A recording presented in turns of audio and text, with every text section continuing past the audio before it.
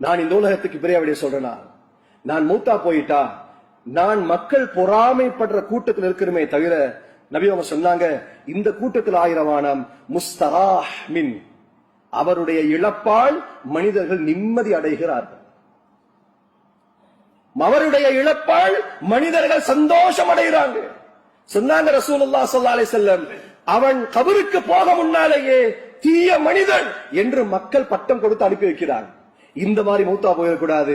நாம் எதையோ அடைவதற்காக, உலகத்தில் எத்தனையோ பணத்தை, உலகத்திலே எத்தனையோ சொத்துக்களை அடைவதற்காக நாளாந்தம் உறவுகளை இழந்து கொண்டிருக்கிறோம், நல்ல நட்புகளை இழந்து கொண்டிருக்கிறோம், நல்ல சகவாசங்களை இழந்து கொண்டிருக்கிறோம்.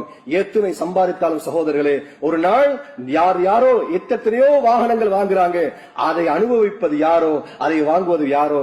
எத்தனையோ பிரயாணம் போறாங்க, அவர்களுக்கு தெரியாது இந்த பிரயாணம் தான் என்னுடைய கடைசி பிரயாணம், இதற்கு பின்னால இந்த பிரயாணத்தில் நான் திரும்புற ஆள் இல்ல. क्या तुझे मालूम न होता कफन में जेब न होता कब्र में अलमारी होती. உனக்கு என்ன இது தெரியாதா, கஃன்ல பாக்கெட்டும் இல்ல, கபருக்குள்ளால அல்மாரியும் இல்ல.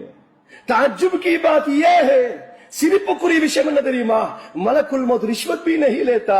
இஸ்ராயில் அலைஹிஸ்ஸலாம் லஞ்சம் வாங்குறதும் இல்ல. 1000 ரூபாய் தார் இஸ்ராயில், அடுத்த கிழமை வாங்கல, இப்பதான் மகளோட கல்யாணம் வருது, அடுத்த மாசம் புள்ளட 40, மெட்டல் எல்லாம் இறக்கி வச்சிருக்கிறேன், பில்டிங் மேல நடந்துகிட்டு இருக்குது. சொல்ல முடியுமா சகோதரர்கள்? மௌத்து வந்துருச்சா சட்டுன்னு எல்லாத்தையும் போட்டுட்டு கஃனோட கபருக்கு போய் சேரணும். அந்த நாள்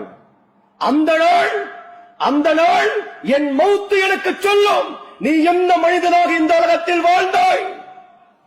மனிதர்கள் பெருகுவார்கள், என் ஜனாசாவுக்கு மக்கள் அதிகமாக வேண்டும், உலமாக்களுடைய துஆ வேண்டும்.